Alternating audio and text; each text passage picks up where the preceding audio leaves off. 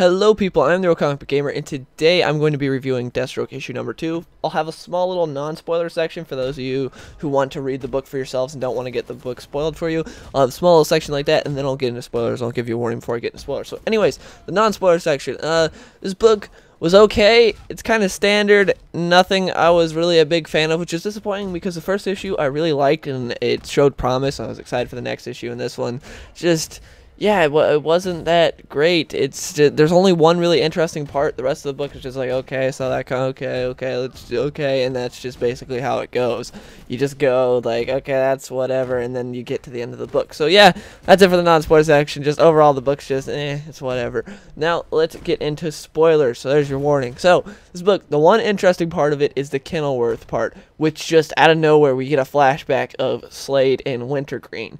And we see them talking about, we just see them talking to each other, and we see Deathstroke is undercover. Well, Slade Wilson is undercover, and he pulls out a gun like he's about to kill someone. And he said, of course, we will never speak of this. So it's like, where's he going?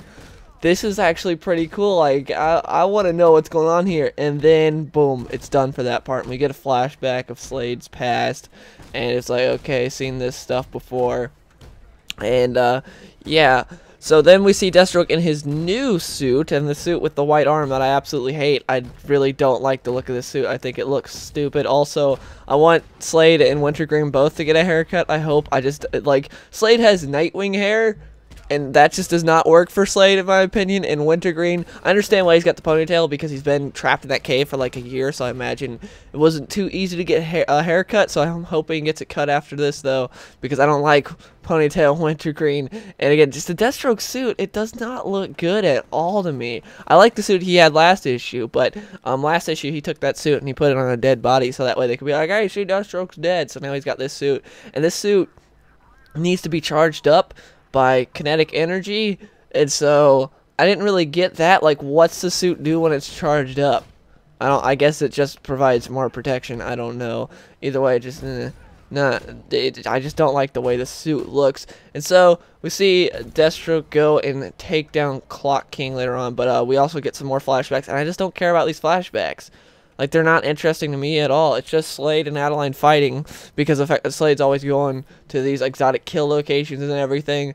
And then Adeline is like, why do I have to be the stay-at-home mom? Why can't I go with you? You know, I used to be doing all this stuff too. I was, you know, big in the army and all that. And then we see that the two of them are going to get a divorce. But yeah, go back to modern day. Deathstroke takes down the Clock King, and him and Wintergreen have a discussion.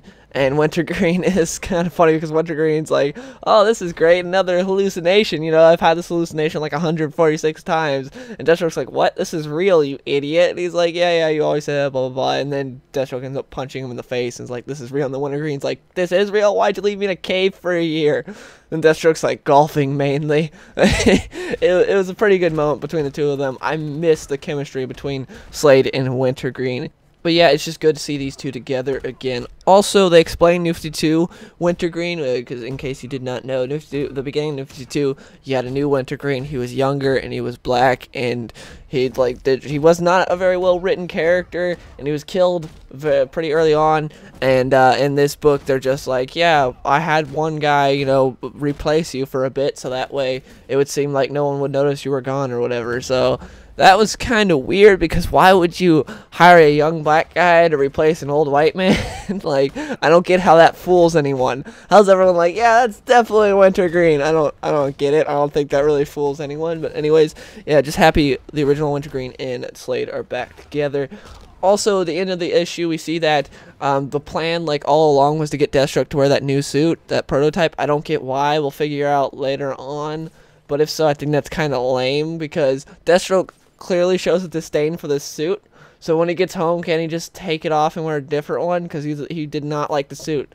Like, when he went back to the other guys who had put his suit on the dead body, they're like, he was like, where's my suit? I want to wear that one. So yeah, I don't get this master plan. We'll get Deathstroke to wear a suit, unless he only has to wear it for a bit, and then the plan's good. But anyways, please let me know in the comments below if you read this issue. What did you think about it? And yeah, I'll see you guys in the next one.